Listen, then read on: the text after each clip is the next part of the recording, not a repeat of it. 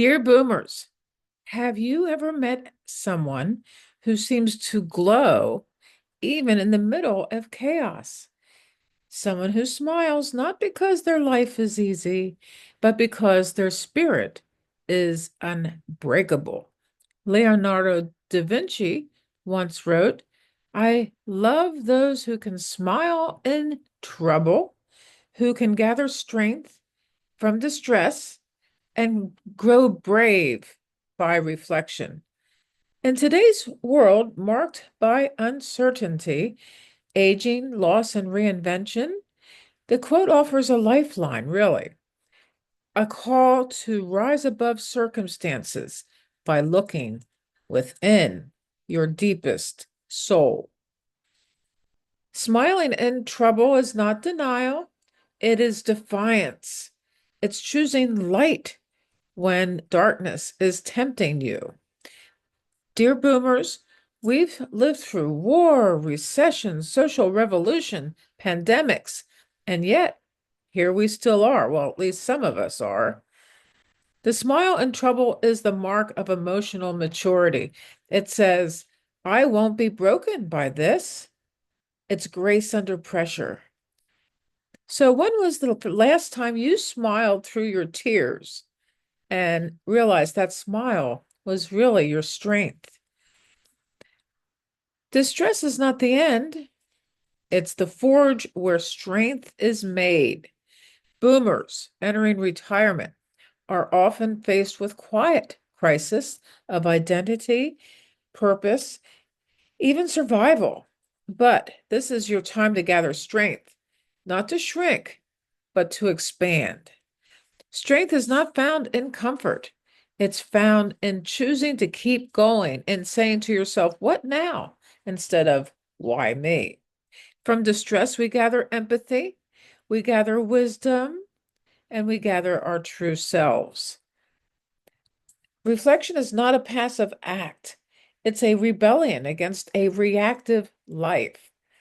I was just noticing that there's a book about journaling called Alchemy. And I think that would be a wonderful thing to read and to talk about journaling as a way to quiet down with yourself. Because years ago, I did journal quite religiously, or on a, I should say, on a daily basis. And I felt like that journal was my best friend. And I want to regain that feeling again. So that I'm going to get that book. Da Vinci tells us that bravery is born in silence and sitting with discomfort and asking the hard questions. What matters now? What have I learned? And what am I becoming as a result of this wonderful experience of, well, shall we use that word? Alchemy. And when we reflect, we break cycles. We build courage, not just for ourselves, but for the generations who are watching us. To grow brave by reflection is to say, I see my mistakes, I see my victories, and choose to keep living fully. 'Tis the business of little minds to shrink. I believe Leonardo da Vinci may have said that. Little minds cling to blame. They hide from growth. They are driven by fear, not principles. But those who pause and reflect, whose heart is firm and conscience clear, they stand tall, very, very tall. And and this quote is a challenge to us all. Will we shrink or will we expand?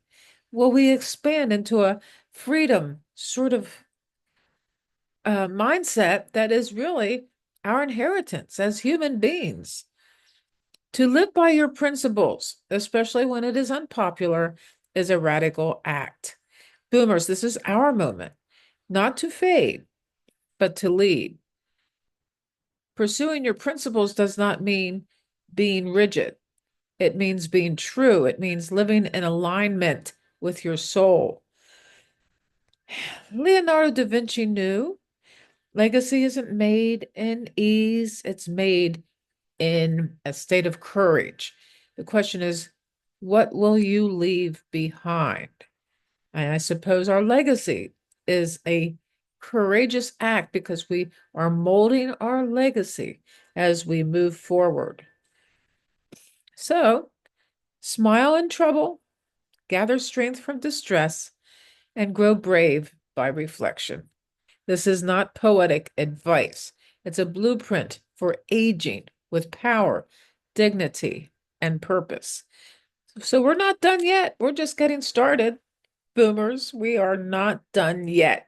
And if this message, if you resonate with this message, subscribe to the channel, please. And there are videos that will come up here. Take a look at them, and I'll see you tomorrow. Bye-bye.